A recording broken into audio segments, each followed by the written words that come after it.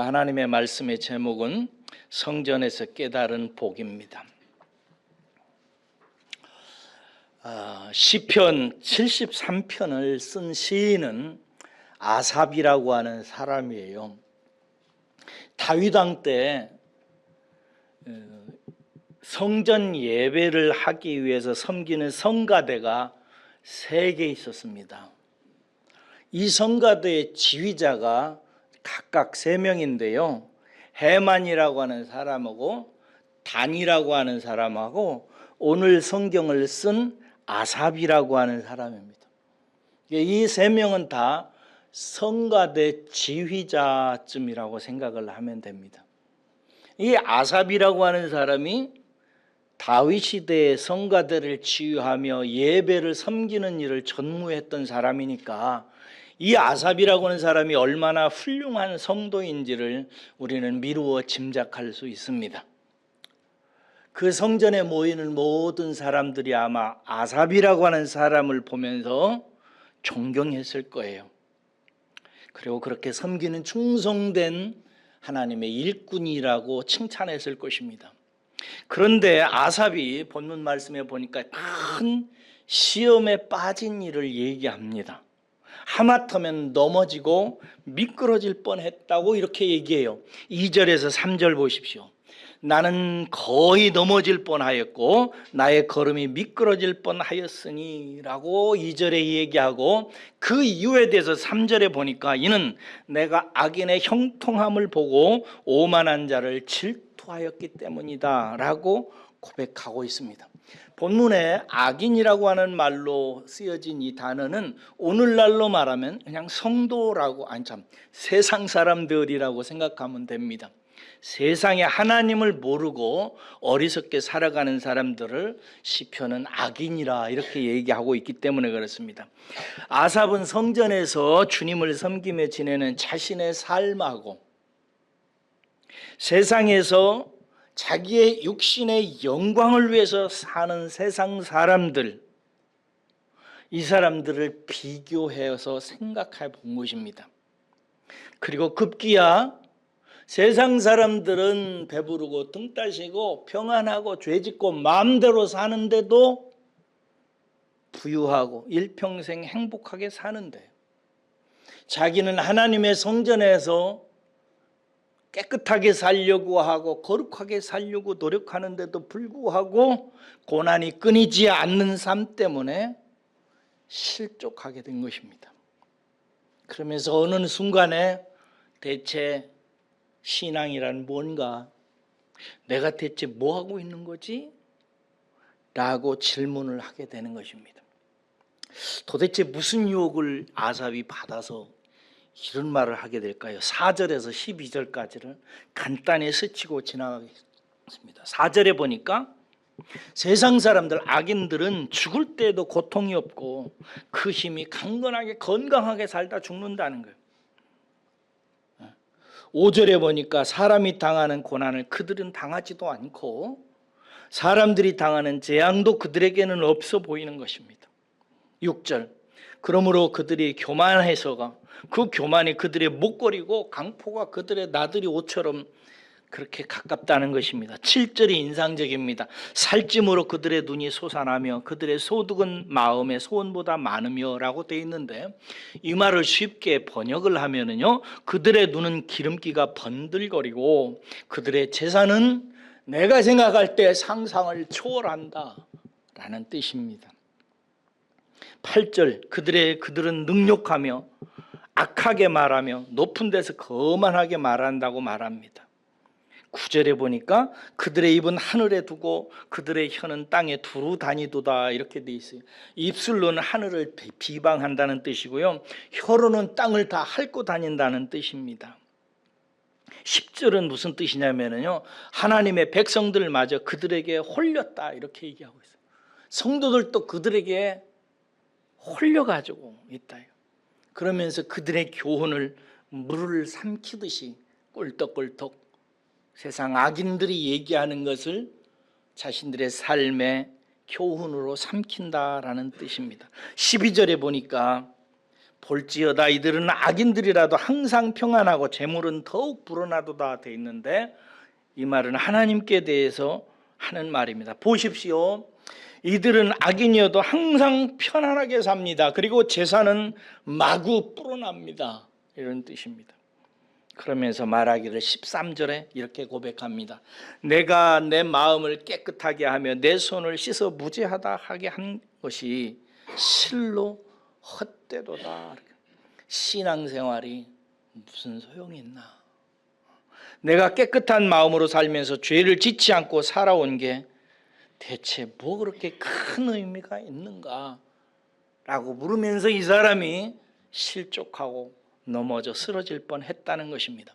사랑하는 여러분, 혹시 여러분 마음에 아삽의 이러한 생각이 여러분 마음속에 스며든 적 없습니까? 어느 날 신앙생활 하다가 내가 이게 뭐 하는 짓이지? 내가 이렇게 뭐 하려고 이런 생활을 하지? 내가 미친 거 아닌가? 혹시 생각하지 않으신 적은 없나요? 저도 그렇게 생각한 적이 있거든요. 여러분 보십시오. 예수를 믿으면 부자 되고 건강하고 출세하고 진짜 행복하세요? 저는 아니라고 생각해요. 진짜 부자는 거의 불신자들입니다. 삼성, 현대, 기아, LG 주인이 기독교인들인가요? 신자는 건강하고 불신자는 약골이던가요? 신자들은 출세하고 불신자들은 백수로 사나요? 신자의 자녀들은 명문대에 합격하고 불신자들은 잘 삼류대 가나요? 신자들은 오래 살고 불신자들은 뭐 사고 당하고 금방 죽고 그러나요? 안 그렇습니다. 오히려 제가 볼 때 기독교인들이 더 힘들게 삽니다. 왜 그래요? 착하게 살아야 됩니다. 하나님 앞에서 살아야 돼요. 심지어 성도들 중에서 술이나 담배를 하시는 분들이 있어요. 죄의식을 가지고 합니다. 안 들키려고. 세상 사람들은 마음껏 하는데 성도들은 그렇게도 못해요. 더 일해서 소득은 늘려야 하는데 주일은 쉬어야 돼. 한 푼이라도 아껴야 되는데 아끼고 아껴서 11조 드리고 헌금 드려야 됩니다. 저는 여러분들 11조 하는 분들 정말 대단하다고 생각해요. 훌륭하십니다. 한 푼이라도 아껴야 되는데 그러잖아요. 또 주님께서 성경에 보니까 너희들은 빛과 소금이여 라고 말하니까 세상에서도 빛처럼 살려고 생각하고 소금처럼 살려고 생각해야 됩니다. 그렇게 못 살면은 죄의식이 많아지고 또 주님 앞에 나와서 회개하고 그래야 됩니다. 그렇게 살다가 어느 날 나는 그렇게 살면서 가난하고 핍절하고 몸도 여의치 않고 자식들도 여전히 속성이고 그러는데 여러분 마음속에 그전에 제가 그랬거든요. 교회 나오면서 내가 도대체 무슨 짓을 하고 있는가? 내가 혹시 미친 거 아닌가? 라고 생각했던 적도 있습니다. 어느 날 한 성도님이 시를 싫어해요. 제게 와서 목사님 잠시 쉴게요 하더라고요. 그리고 돌아오지 않았습니다. 우리가 꼭 그렇게 하지 않는다 해도 성도들 중에서 그래서 세상 사람들과 비교하면서 기가 죽거나 의욕을 잃을 때도 없지 않아 있습니다. 아삽처럼 나는 거의 넘어질 뻔했고 미끄러질 뻔했다고 말하는 성도들도 속으로는 사실 제법 있을 것입니다. 이럴 때 사랑하는 여러분, 우리의 지식으로 우리의 머리로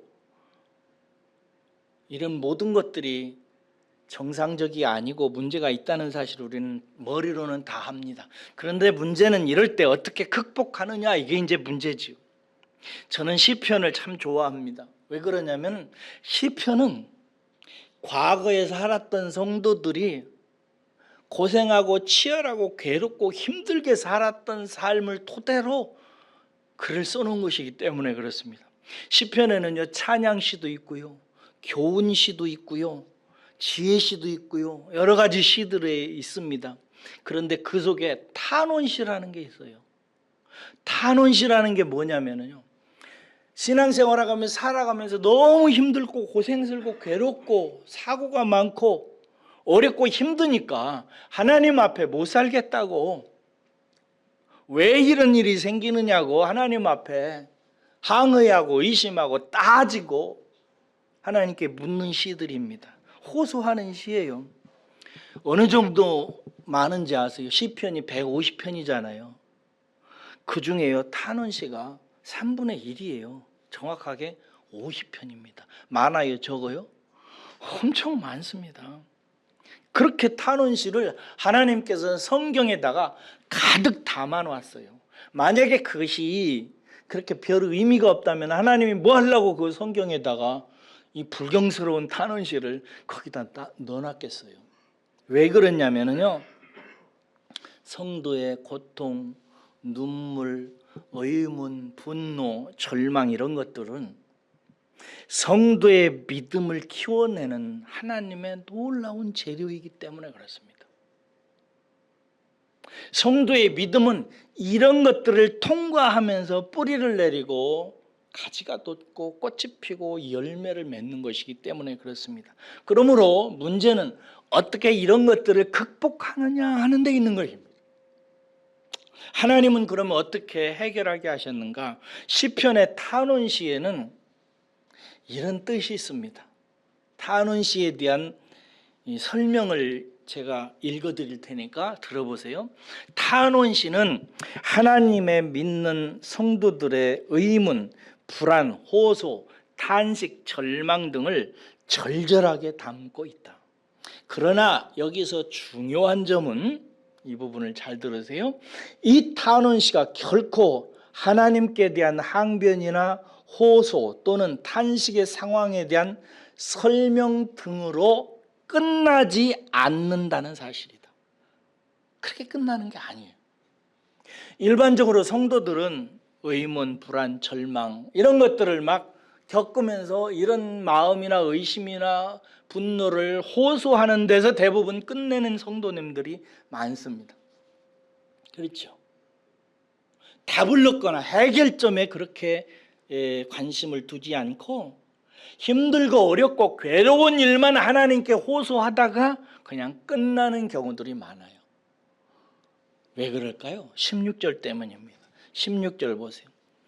내가 어쩌면 이를 알까 하여 생각한 적 그것이 내게 심한 고통이 되었더니 라고 말하고 있습니다. 이게 무슨 뜻이냐면 내가 이 얽힌 문제를 풀어보려고 깊이 생각은 해봤다 이거예요. 그런데 그것은 내가 풀기에 너무 어려운 문제였다는 거예요. 근데 생각은 해보는데, 하나님께 질문도 해보는데 명확하게 답이 오지 않으니까 어느 정도 불만과 불평과 원망과 슬픔과 절망만 느끼다가 그냥 문 닫아 놓는 것입니다. 저는 여기서 여러분들에게 중요한 말을 이제 하려고 합니다. 시편의 50개의 시편에는요, 이 탄원시에는 그들 나름의 의문과 불안과 탄식과 절망이 있어요. 그러나 그들은 그것을 그런 상태로 끝낸 시편은 없습니다. 다 반전이 일어납니다. 시편 50편에는 어떤 탄원시도 그냥 나 슬픕니다, 나 괴롭습니다, 어떻게 해야 됩니까? 절망하고 좌절하고 하나님께 원망함으로 그냥 끝나는 시는 한 편도 없습니다. 다 뭐가 일어난다고요? 반전이 일어나는 거예요.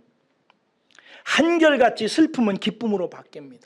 절망은 희망으로 바뀌어요. 원망은 감사와 찬송으로 바꿔집니다.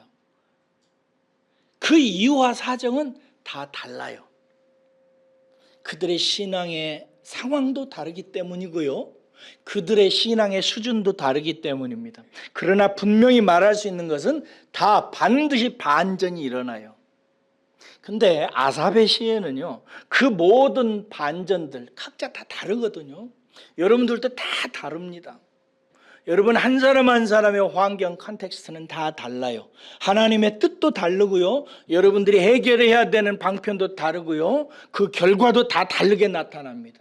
그런데 아삽의 시에는 놀랍게도 이 모든 반전의 보편적인 원리, 다 통할 수 있는 원리가 담겨져 있습니다. 그래서 여러분들과 함께 나누려고 하는 것입니다. 그게 무언가, 일반적인 원리가 무언가, 반전을 일으키는 모든 성도들에게 있어서 반전이 일어나는 방법이 뭔가 17절을 읽겠습니다. 17절입니다. 17절입니다. 시작. 하나님의 성소에 들어갈 때야 그들의 종말을 내가 깨달았나이다. 여기서 중요한 대목이 있어요. 뭐예요? 하나님의 성소에 들어갈 때야 이런 뜻입니다. 아삽의 의문과 불안과 흔들림은 하나님의 성소에 들어갈 때, 들어가고 나서야, 하나님의 성소를 경험하고 나서야 그는 해결됐습니다. 여러분 기억하세요. 성도의 의문과 불안과 고통과 절망은 성소에서 해결됩니다. 그러면 이 하나님의 성소라는 말의 뜻이 뭔가? 그냥 요즘 말로 예배당에 들어오면 해결된다는 말인가? 아니에요. 여기서 하나님의 성소라는 뜻은 무슨 뜻이냐면 하나님의 임재로 말미암아 열리는 세계를 말합니다. 그게 성경적인 뜻이에요. 하나님의 임재로 말미암아, 하나님의 다스림으로 말미암아, 하나님의 통치로 말미암아 열리는 세계, 이게 하나님의 성소요. 옛날에는 구약 건물이었어요. 그런데 그 건물로 말미암아 오늘날 예수 그리스도 안에서 우리에게 성취된 하나님의 성소의 뜻은 뭐냐? 하나님의 임재로 말미암아 만들어지는 하나님과의 교제의 세계예요. 성도는 하나님께 나아갈 수 있습니다. 믿습니까? 두 가지로 나가요. 첫째는 하나님의 말씀으로 나갑니다. 하나님의 말씀을 통해서 하나님과 만나고 하나님과 교제로 들어가요. 두 번째는 기도입니다. 기도를 통해서 하나님을 만나고 하나님과 교제가 시작됩니다. 그렇게 해서 열리는 하나님의 세계, 임재의 세계가 열리게 돼요. 그러면 하나님이 내 마음과 생각을 사로잡아 주는 영적인 지점이 있습니다. 이걸 아시는 분은 알아요. 힘들고 고통스럽고 어렵고 괴로울 때 하나님의 말씀을 붙들고 씨름하고 하나님과 교제하다 보면 어느 순간에 하나님의 임재가 내 생각과 감정과 의지를 사로잡아서 내 불안과 초조가 하나님의 기쁨과 응답으로 바뀌어지는 순간이 와요. 이게 하나님의 성소의 현상이에요. 그 하나님과의 만남으로 내 마음이 사로잡히는 세계, 하나님께 압도되는 세계, 그전에 생각했던 생각이 바뀌고 그전에 사로잡혔던 감정이 바뀌고 그전이 무력했던 내 의지가 전환되어지는 지점이 온다 이거예요. 하나님의 성소를 경험하는 순간이에요. 그 하나님의 나라를 경험하게 되면 여러분 내 불안이 평안으로 바뀌는 지점이 돼요. 거기가 내 슬픔이 기쁨으로 바뀝니다. 할렐루야. 내 낙심이 소망으로 바뀌어요. 나를 둘러싸고 있었던, 나를 짓누르고 있던 어둠의 권세가 떠나고 빛의 찬란한 영광이 내게 비춰지는 지점이 오게 돼요. 이 순간이 되면 원망은 온데간데 갑자기 없어지기 시작하면서 믿음이 생기고 확신이 생기고 기쁨이 생기고 하나님께 놀랍게도 감사하기 시작합니다. 그리고 하나님을 찬송하기 시작해요. 하나님의 성소에 들어갈 때만, 성소에 들어갈 때야만 그 반전이 일어나는 거예요. 사랑하는 여러분, 저는 여러분들과 제가 늘 하나님의 성소를 경험하는 분들 되시기를 주의 이름으로 축복합니다. 시편의 50편에 있는 탄원시의 주인공들은 한결같이 그들이 가지고 있는 좌절과 낙심과 시험에 머물지 아니하고 하나님의 성소에 들어가서 하나님을 만나서 슬픔을 기쁨으로 바뀌고 절망을 희망으로 바꾸고 원망과 괴로움과 슬픔을 기쁨과 감사로 바꾼 시들로 꽉꽉 채워져 있습니다. 다 반전이 일어났어요. 그 반전은 그런데 여러분 그냥 기분 전환이 아니에요. 그 반전 때문에 맞이하게 되는 내 인격의 변화는 내가 그 이전에 가지고 있던 의문과 슬픔과 괴로움에 대한 본질에 대한 깨달음을 통해서 오는 것입니다.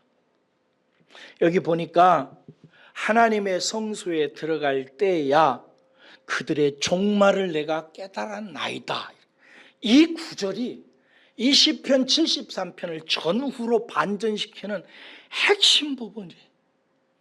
내가 하나님의 성소에 들어갈 때야, 들어가고 나서야, 하나님의 나라를 경험하고 나서야, 하나님을 만나고 내 의문과 좌절과 슬픔의 이유를 알고 깨달았다, 이런 얘기예요. 여기서 깨닫다는 말은 영어로 말하면 realize라는 뜻이에요. 이 말은 무슨 뜻이냐면 실제를 알아차리다라는 말이에요. 깨닫는다는 거예요. 그 전에 아삽은 세상 사람들이 건강하고 잘 살고 잘 먹고 온갖 부자 기업들은 다 차지하고 권력 차지하고 입술로는 하늘을 비방하고 땅으로는 혀로 땅을 다 핥아 먹으면서 살면서도 교만하고 그러는데도 제명대로 잘 살고 잘 부유하게 건강하게 살다가 마지막에 최상의 의료 서비스를 받으면서 죽는 세상 사람들을 보면서 아삽은 자기가 허하고 자기가 문제가 있다고 생각했어요. 그런데 성소에 들어갈 때야 아삽은 알았어요. 자기가 부러워하고 자기가 시기했던 사람들의 끝장을 본 거예요. 하나님과 교제하면서 그들의 인생의 끝장을 본 거예요. 그걸 깨달았다고 이렇게 얘기했어요. 그 말은 뭐예요? 그들의 실상이 뭔지에 대해서 알아차렸다는 거예요. 18절 보십시오. 주께서 참으로 그들을 미끄러운 곳에 두시며 파멸에 던지시나니, 이렇게 돼 있어요. 쉽게 번역하면 이런 뜻입니다. 당신은 그들을 미끄러운 언덕에 세우셨는데 그들이 서서히 패망 쪽으로 속도를 내면서 빨려 들어가고 있는 것을 내가 보았습니다, 이런 뜻이에요. 세상 사람들을 미끄러운 언덕박에도 놨다 이거예요. 처음에 슬라이딩이 일어나니까 기쁘게 즐겁게 노는 것 같은데 그들은 순식간에 멸망으로 빠져들어갔다. 19절, 그들이 어찌하여 그리 갑자기 황폐되었는가 놀랄 정도로 그들은 전멸하였나이다 라고 말하는데, 이 해석이 참 재미있어요. 삽시간에 당한 그들의 처참한 최후를 보고 공포에 휘말려 없어지는 것을 보았습니다. 그러면서 말하기를 잠에서 깨어난 사람의 허황된 꿈처럼, 이렇게 얘기하고 있어요. 잠에서 깨어나서 보니까 아무것도 아니었네. 우리가 잠에서 깨어나면 그러죠. 에이, 아무리 좋은 꿈을 꾸고 나서도 깨어나고 나서 뭐예요? 뭐라고 얘기해요? 에이, 꿈이네. 내가 한 번은 꿈속에서 돈을 잔뜩 주었어요. 청소년기 때 있어요. 엄청난 돈을 주었어요. 근데 이 돈이 그냥 길가에만 있는 것이 아니라 내가 장롱문을 열면 장롱문에서도 쏟아져 나오고, 가방을 열면 가방 속에서도 나오고 막 그러는 거예요. 와, 꿈속에서도 제가 뭐라고 생각했냐면 제발 꾸미지 말아라, 이렇게 생각했어요. 제발 깨지 말아라. 꿈속에서도 그랬다니까요. 근데 제발 꿈에서 깨지 말아라 하는 순간 깨더라고요.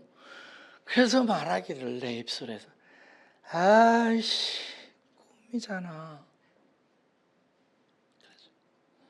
여러분, 일장춘몽회라고 하는 인생이라는 꿈이 깨고 나면 아이씨, 꿈이었잖아 라고 하는 것과 같이 그들이 일순간에, 그 다음에 이제 20절에 보면 형상을 멸시하나이다 이렇게 돼 있는데 쉬운 번역에 나오면 그렇게 그들의 몰골이, 험한 인생의 몰골이 적나라하게 드러났습니다. 이런 뜻이.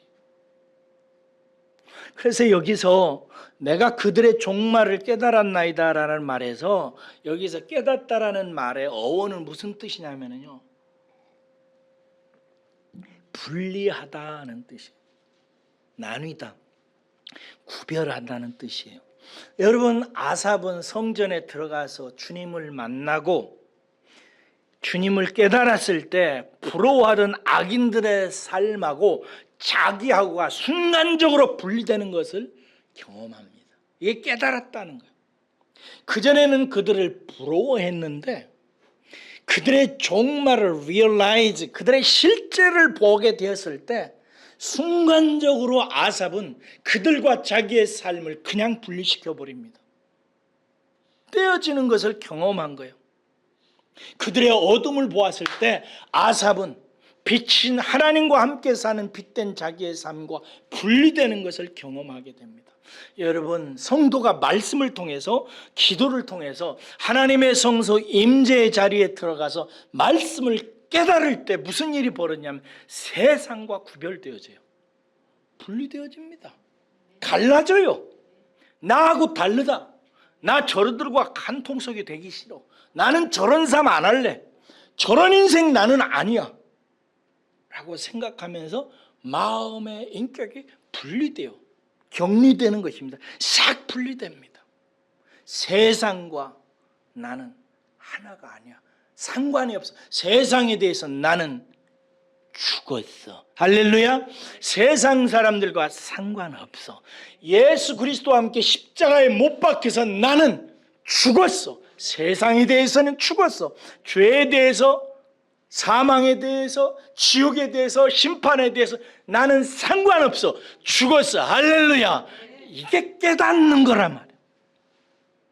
깨달음이 없으면 자꾸 세상 사람들의 교훈을 물을 움켜 삼키듯이 자꾸 세상 사람들의 교훈을 삼켜요. 근데 깨달으면 딱 분리시킵니다. 이렇게 분리되고 보니까 아삽이 깨달은 게 있어요. 21절에서 22절 보세요. 내 마음이 산란함에 내 양심이 찔렸나이다, 이렇게 돼 있어요. 이 말이 참 번역이 그래요. 이게 무슨 뜻이냐면 내 마음이 이걸 깨닫고 나니까 굉장히 괴로워서 창자가 뒤틀리는 것 같았다는 거예요. 왜? 22절. 내가 이렇게 무지하고 우매해서 짐승과 같았다는 것을 알았습니다. 이게 그 전에 깨닫지 못했을 때는 그때의 모습을 이제 본 거예요. 그래서 하나님 앞에서 원망하고 불평하고 낙심했던 그 모습을 볼 때 창자가 찢어지는 것 같이 고통스러워지기 시작한 거예요. 내가 하나님 앞에서 이렇게 무지하고 목맨 짐승처럼 있었구나. 따라서 하겠습니다. 깨닫지 못한 사람은 큰 소리로 하세요. 깨닫지 못한 사람은 짐승이다. 짐승이나 침배가 없어요. 이걸 아삽이 토로합니다. 둘째, 23절에서 27절 보면은 이제 새로운 자기의 자화상을 발견하게 됩니다. 거기 보세요. 23절. 그러나 나는 늘 주님과 함께 있으므로 주께서 내 오른손을 붙잡아 주십니다.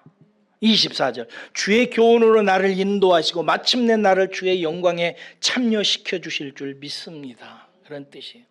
25절. 내가 주님과 함께하니 하늘로 가더라도 내게 주님밖에 더 있겠습니까? 땅에서라도 내가 무엇을 더 바라겠습니까? 26절. 내 몸과 마음이 다 사그라져도 하나님은 언제나 내 마음에 든든한 반석이시요 내가 받을 몫의 전부입니다.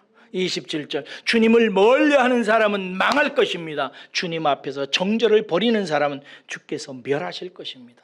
여러분 깨닫고 보니까 자신의 삶은 비천한 삶이 아니라 하나님 위해서 함께 하시고 붙잡고 계신 인생이었다는 거예요. 할렐루야. 깨닫게 보니까 주의 교훈으로 인도하시며 주의 영광에 참여하기로 초대된 인생이었다는 것입니다. 할렐루야. 깨닫고 보니까 내 인생은 주님과 함께하는 삶이어서 더 이상 바랄 것 없는 인생이었다는 것입니다. 할렐루야. 깨닫게 보니까 주님이 내가 받은 전부다. 주님이 내 인생의 전부다라는 사실을 깨달은 것입니다. 그리고 아삽은요, 자기 인생에 대한 복의 정의를 새로 내립니다. 28절입니다. 하나님께 가까이 있는 것이 나에게 복이니 내가 주와 하나님을 나의 피난처로 삼고 주께서 이루신 일들을 이제 전파하겠습니다. 이제 주님이 나를 통해서 이루신 일을 내가 이제 세상 사람들이 전하겠다는 거예요. 그전에는 기죽어가지고, 그전에는 말도 못하고 실족해 있었는데 이제 내가 깨닫고 나서는 주님 가까이 하는 것이 내가 복이라는 사실을 깨달았고, 나와 가까이 하고 계신 이 주 하나님이 내 피난, 주 하나님을 내 피난처로 삼고 앞으로는 나를 이렇게 바꾸신 주님의 일을 내가 세상 사람들에게 전하는 삶을 살겠습니다라고 완전히 인생을 바꿔 먹습니다. 따라서 하겠습니다. 참된 복은 하나님 가까이 있는 것. 다시 한번, 참된 복은 하나님 가까이 있는 것. 다시 한번 크게 하겠습니다. 참된 복은 하나님 가까이 있는 것. 할렐루야. 이게 참된 복이라는 사실을 깨달은 거예요. 사랑하는 성도 여러분, 여러분들은 하나님 가까이 하는 게 최고의 복이라는 사실을 여러분들도 마음으로 믿고 확신하고 찬송하는 분들 되시기를 주의 이름으로 축원합니다. 이걸 꼭 깨달으셔야 돼요. 이 반전이 일어나시기를 주의 이름으로 축복합니다. 여러분, 놀랍게도 이 깨달음은 그런데 어디서 왔는지 보세요. 어디서 왔어요? 이 복을 발견한 곳이 있어요. 어디서 왔어요? 성전이에요. 그런데 여러분, 이 성전은 그 전에 아삽이 늘 일하던 곳이었어요. 늘 자기가 섬기던 곳이었어요. 그 전에는 심지어 성전에서 섬기는 일을 하면서 딴 사람들이 볼 때는 저 성가 지휘대장 참 멋져. 저렇게 충성된 사람이 있어?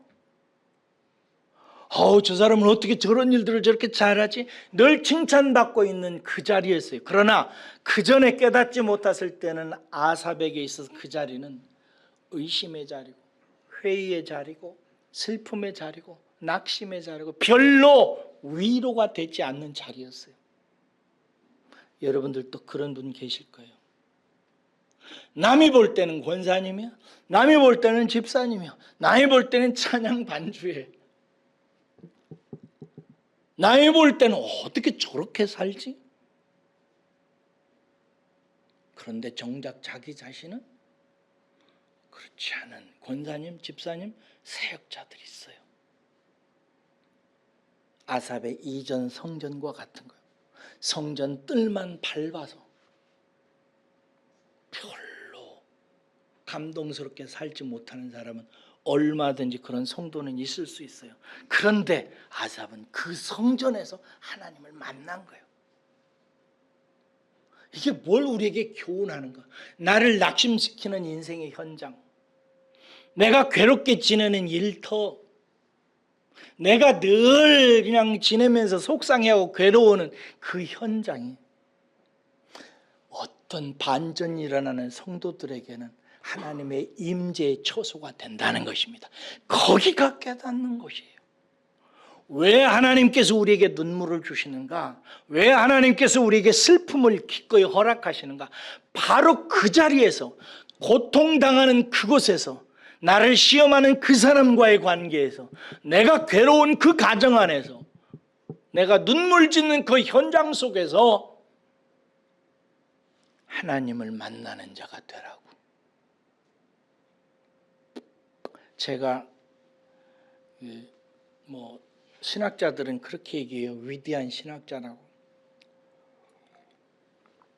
칼 바르트라고 하는 굉장한 신학자가 세상에서 가장 착하고 충성된 종의 표상으로 나무를 둡니다. 나무. 왜 그러냐면 그가 이렇게 얘기합니다. 나무는 자기에게 주어진 환경에 뿌리박고 그곳에 주어지는 빛과 그곳에 스며드는 물에 의존하여 오직 위로만 자란다. 나무는 하나님이 자기에게 살라고 조성해 준 환경에 뿌리박고, 나무가 이사 다니는 거 봤어요? 마음에 안 든다고 환경 바꾸는 거 봤어요? 안 바꿔요. 하나님이 그냥 씨 뿌려지게 한 그곳에, 그 환경에 뿌리를 박고 오직 그곳에 주어지는 햇살로, 오직 그곳에 떨어지는 스며든 물에 의존해서, 다른 곳에 의존하지 않아요. 다른 곳에 햇살, 다른 곳에 물 빨아들이려고 하지 않습니다. 그곳에 스며든 물에 의존해서 오직 위로만 자란다. 그래서 칼 바르트는 나무는 착하고 충성된 종의 표본이다 라고 얘기했어요. 사랑하는 여러분, 나무처럼 여러분들에게 하나님께서 허락하신 삶의 뿌리를 내리세요. 할렐루야. 옮기려고 생각하지 말고, 바꾸는데 너무 신경 쓰지 말고. 젊었을 때는 그렇게 할 수 있어요. 그러나 40년 50년 살았으면 그러시면 안 됩니다. 기도 제목도 바꿔달라는 것보다 지금 여기서 승부를 걸려고 해야 됩니다. 지금 여기에 뿌리를 내려서, 지금 여기에 비춰지는 복음의 햇살과 지금 여기에 스며들게 하는 성령의 은혜를 받아서 하늘을 향해서 자라나는 하나님의 백성들 되시기를 주의 이름으로 축원합니다. 기도하겠습니다.